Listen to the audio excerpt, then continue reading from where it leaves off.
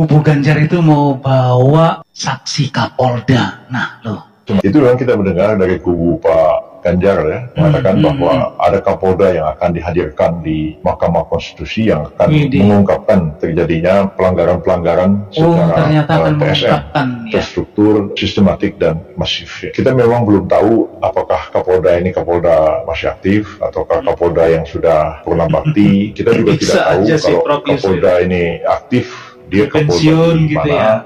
Kalau sudah purna bakti sebelumnya menjabat sebagai Kapolda di provinsi mana. Kita tahu bahwa Kapolda itu ada di tiap-tiap provinsi di seluruh tanah air kita ini.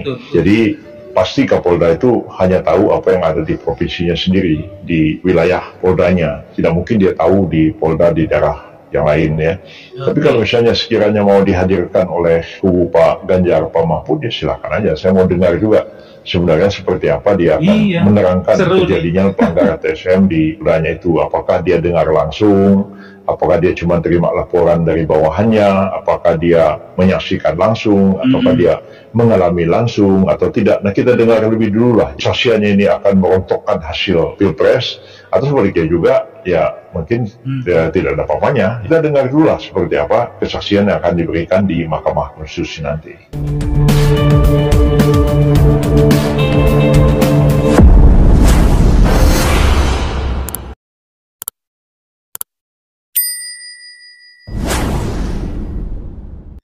Assalamualaikum warahmatullahi wabarakatuh. Salam sejahtera bagi kita semuanya. Salam Om Swastiastu, Namo Buddhaya. Salam kebajikan.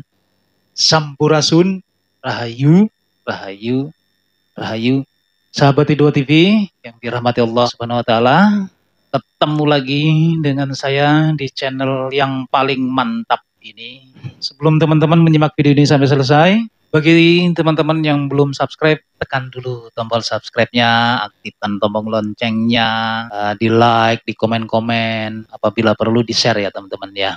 Dan saya doakan teman-teman disehatkan jiwa dan raganya, dimudahkan segala urusannya, dilancarkan rezekinya, dan insya Allah mendapatkan uang tak terduga 100 miliar rupiah. Amin ya robbal alamin. Beberapa hari lagi ke depan, rekapitulasi perolehan suara Pilpres akan selesai tanggal 20 Maret tahun 2024. Menghadapi itu pasti adanya sengketa pemilu ya teman-teman ya. Siap-siap aja bertarung di MK. Artinya angket nggak jadi dong ya digulirkan. Oke, kita saksikan untuk videonya sekarang. Kalau tadi kata Bang Hasan ya, bahwa ini adalah pemilu yang brutal, ya kita dulu sepakat pada parameter itu ya. Hukum Ganjar, ya memang kita saat melihat bagaimana kebrutalan pemilu kita. Ini kalau kita berbicara dari hulu ke hilir, ya tentu kita sangat memahami bahwa siapa sumber dari persoalan kebrutalan pemilu 2024 ini. Kan itu kebrutalan jadinya ya, sekarang ya. Karena kan disampaikan dari ujung-ujungnya Pak Jokowi setuju ada kebrutalan gitu kan dilakukan oleh itu parameter kita dulu kan. Nah, ya yang dilakukan oleh orang yang sekarang nyatakan kalah. Jadi ini kebrutalan itu kalau kita berbicara dari hulu ke hilir, tentu kita sangat memahami persoalan yang banyak dikritisi masyarakat sebelum pencoblosan itu sejak misalnya ada putusan Mahkamah Konstitusi. Ini kita harus clear dan juga harus menjelaskan ini ke masyarakat. Ini adalah sumber dari persoalan pertama.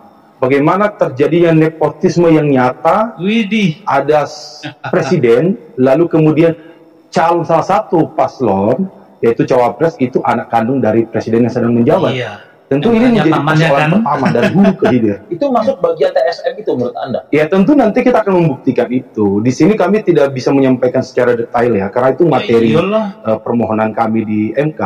Tetapi bahwa persoalan di pemilu 2024 ini kita harus berbicara dari hulu ke hilir. Itu satu. Yang kedua, kalau berbicara relasi hubungan tadi atas nama nepotisme tadi, maka seyogianya dan ini nyata di masyarakat bahwa siapa yang memiliki kemudahan, siapa yang memiliki akses, siapa yang memiliki kekuatan koordinasi di pemilu 2024 ini, tentu kita tidak bisa memungkiri bahwa itu adalah paslon yang memiliki relasi hubungan kedekatan dengan kekuasaan. Dari tadi Bang Vincent ini mengatakan relasi hubungan gitu.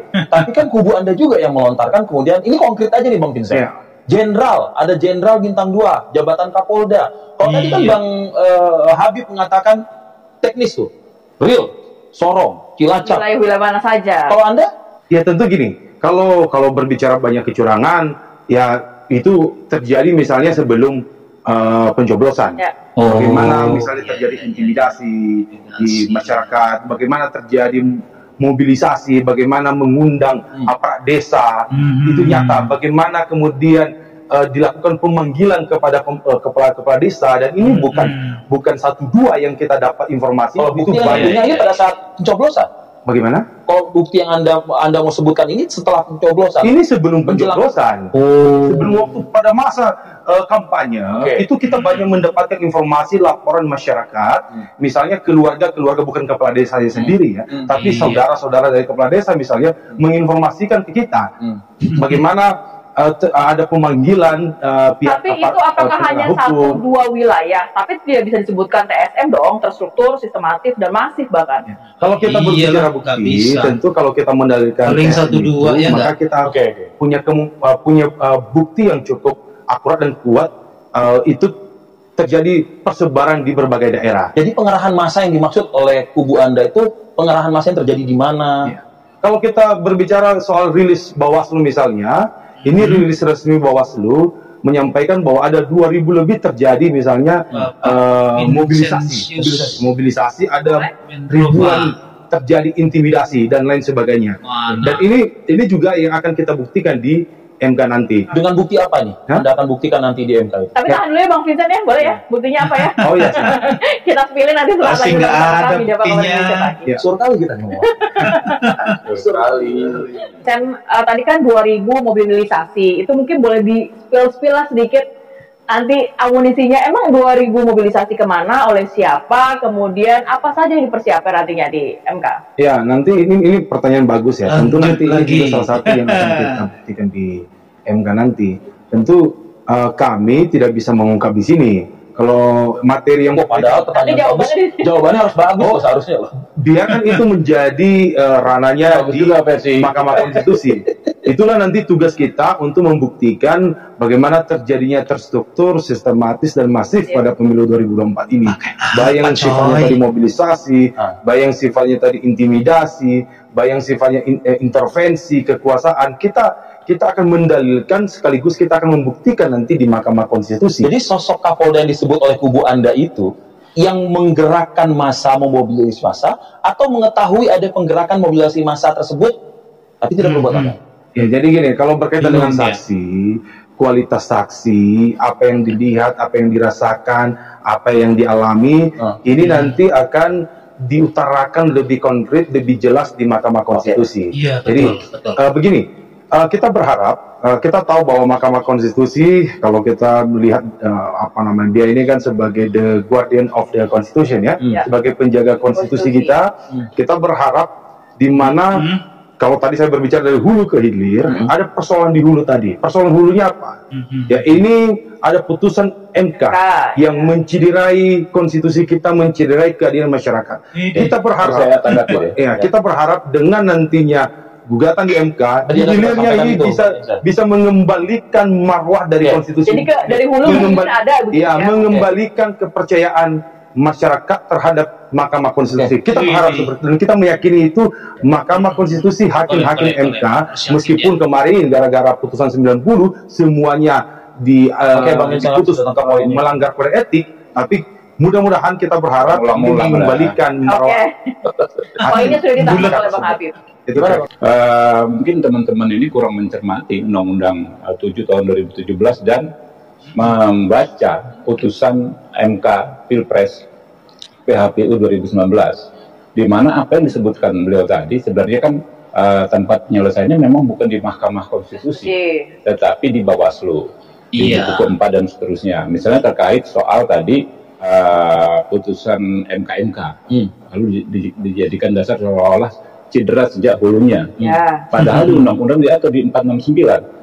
Kalau Anda keberatan dengan SK KPU, itu kan SK tuh, penetapan Gibran sebagai cawapres, maka Anda bisa mengajukan yang namanya sengketa proses, ya di Bawaslu. Tapi sampai detik ini kan nggak ada. Begitu juga klaim soal presiden dinyatakan terlibat menguntungkan salah satu paslon. Diatur juga di undang-undang tersebut. Kalau Anda keberatan, maka ada pasal 547. Ada nggak dia? Penyelenggara negara. Ada nggak dia? Ya kan? Nggak ada kan? Nggak ada. Saya cek di Bawaslu sudah. Ya nggak ada. Buat rame-rame aja biar presiden dituduh menggunakan program, jabatan, anggaran, itu nggak ada. Nah, jadi kemudian yang terakhir nih Kapolda. Saya tuh sebagai orang praktisi di MK, bukan saya hanya Komisi 3. Nah ini kan alumni MK lah, lawyernya kan istilahnya kan. Ketawa aja, kenapa? Ini perkara muncul dari mulutnya Pak Henry Yosodiningrat minggu lalu aja. Kemana ketika waktu sebelum pencoblosan ada pasal 547 tersebut. Kalau Kapolda itu kan pejabat negara melakukan, ya kan, tindakan atau mengetahui adanya tindakan menguntungkan salah satu paslon dengan memanfaatkan institusi Polri, itu ada pidananya, bos. Bukan hanya tindakan administrasi, hukuman administrasi, ada pidananya. Nah ini kan nggak dipakai bagi orang yang melakukannya, ya kan? Kenapa nggak dilaporkan oleh orang yang tahu? Kapolda kan tahu kan, dia penegak hukum, dia tahu, harusnya dia laporkan. Nah ini semua kan nggak ada yang ke Bawaslu yang didalilkan. Makanya ketika mau hari pencoblosan, kami itu menunggu ada nggak nih pelaporan ke Bawaslu, karena itu hari terakhir. Laporannya ke demo. Tenggat waktu pelaporan dan di hari pencoblosan. Hingga ini kan nggak ada. Tapi kan beda dengan 2019. 2014 beda. 2014-2019 kami selaku pemohon di Bawaslu ribut lama, di KPP lama, ya kan, di MK lama. Nah kalau ini kan nggak ada. Nah sehingga menurut kami ini sepertinya nih kita nggak underestimate ya. Ya jauh lebih ringan lah yang akan kami lakukan nanti di MK dibanding yang sebelumnya. Jadi ini permohonan ya kan, bahwa MK tidak menjadi mahkamah kalkulator dan lain sebagainya. Itu pertimbangan segini di putusan Mahkamah Konstitusi. Jadi hukumnya ada, Undang-Undang Nomor 7 Tahun 2017. Penafsiran dan penegakan hukumnya ada, PHPU 1 Pilpres 2019. Dua-duanya sudah ada, tinggal dibaca aja. Gitu. Mas Vincent deh, mungkin mau ditambahkan tadi rekan-rekan yang di sini terkait apa? Terkait bukti-bukti, kemudian juga tadi kan dikatakan sebenarnya ada fakta-fakta sosial kalau dari 01 yang sebenarnya nanti akan dibuktikan di MK juga. Ya, pertama kalau tadi disinggung oleh Pak Habib bahwa tidak ada laporan-laporan di Bawaslu, karena ini menyinggung soal sengketa proses, kita menyampaikan bahwa kalau berkaitan dengan laporan, mungkin bukan hanya di Bawaslu RI, tapi di berbagai daerah, Bawaslu provinsi maupun juga kabupaten kota, itu kita juga membuat laporan-laporan ya, berkaitan dengan kecurangan, pelanggaran, adanya intervensi dan lain sebagainya. Kita sudah melakukan pelaporan-pelaporan itu di Bawaslu. Memang banyak yang tidak diproses, ada yang diproses, tapi sangat banyak yang tidak. Nggak terbukti. Oleh karena itu, tadi disinggung berkaitan dengan misalnya PHPU 2019. Secara substansi kita punya perbedaan substansi sengketa di 2019 nanti dengan 2024 ya.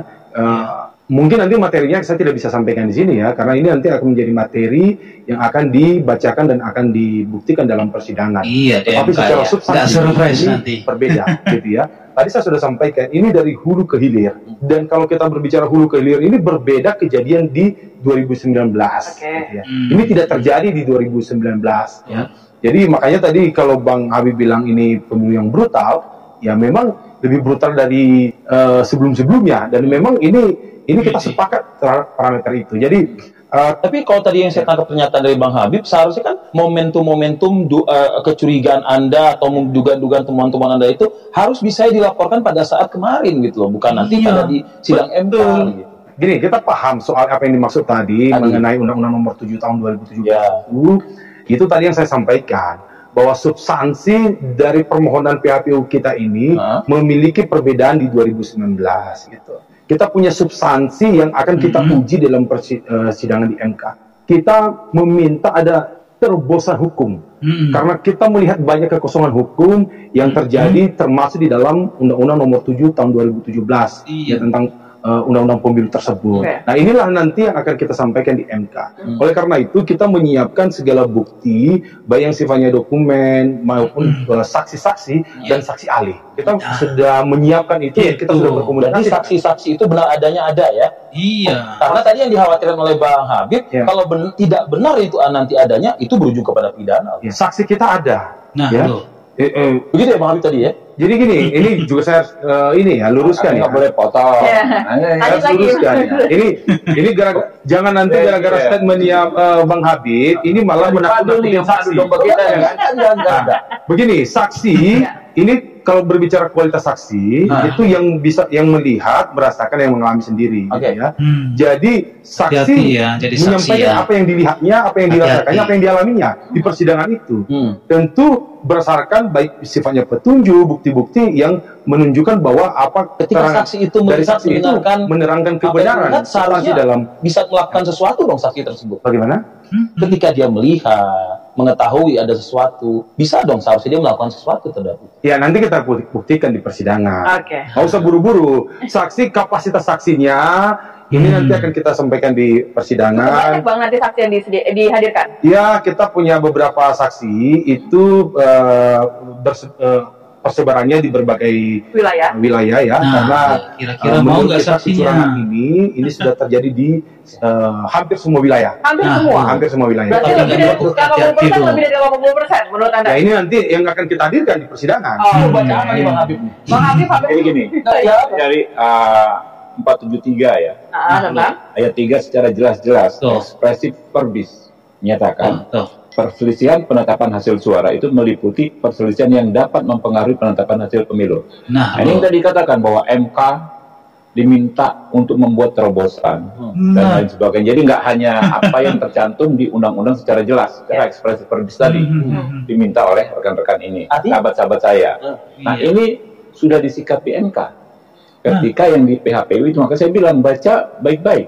PHPU 1 tahun 2019 dinyatakan MK tidak bisa dalam saat yang sama mengadili permohonan hasil perselisihan hasil pemilihan umum sekaligus melakukan judicial review. Terobosan itu kan merubah undang-undang, mengabaikan undang-undang dan lain sebagainya. Menurut MK itu harus dilakukan dengan yang namanya uji materi. Jadi kalau menginginkan kewenangan MK bukan hanya sebagai sebagaimana disebut di 473 ini yang ekspresif verbis hanya terkait hasil yang bisa merubah, ya dia ngomong hal-hal lain yang disebutnya substansi dan lain sebagainya, itu harus melalui uji materi. Jadi nggak bisa PHPU perselisihan hasil pemilihan umum digabung dengan PHPU kemudian undang-undang. Itu nggak bisa itu melemahkan dinyatakan oleh MK. Itu dinyatakan MK begitu. Begitu Bang Vincent. Ya. Tadi saya tidak mengatakan persoalan menguji atau judicial review di MK ya. Ini ada karena substansi kita, tadi saya sudah sampaikan, ini ada perbedaan dengan substansi di Pilpres 2019. Kita melihat ada kekosongan hukum. Di kekosongan hukum itulah kemudian hakim bisa mengambil alih di mana di dalam Undang-Undang Nomor 7 Tahun 2017 itu tidak menyelesaikan persoalan yang terjadi di pemilu 2024 ini, karena ini kan kasuistik ya. Jadi justru itu yang akan kita dorong bahwa ketika terjadi kekosongan hukum, misalnya berkaitan dengan TSM, terstruktur sistematis dan masif, sebelum adanya Undang-Undang Nomor 7 Tahun 2017 ini kan diputus oleh MK juga berkaitan dengan TSM ini, kan begitu ya.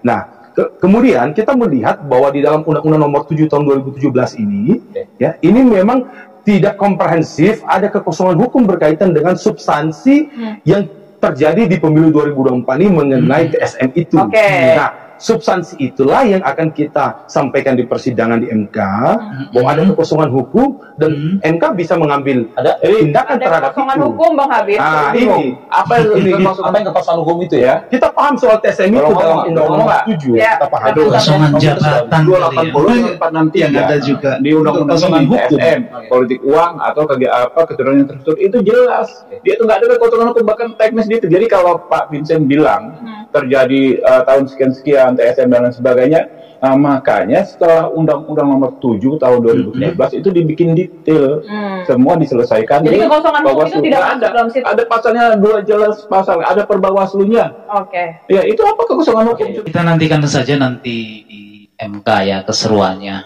baku hantam antara kubu 02 yang dikeroyok jelasnya ya oleh 01 dan 03 seperti pada saat debat ya. Jadi untuk kubu 02 itu dikeroyok. Oke, terima kasih teman-teman telah nyimak video ini sampai selesai.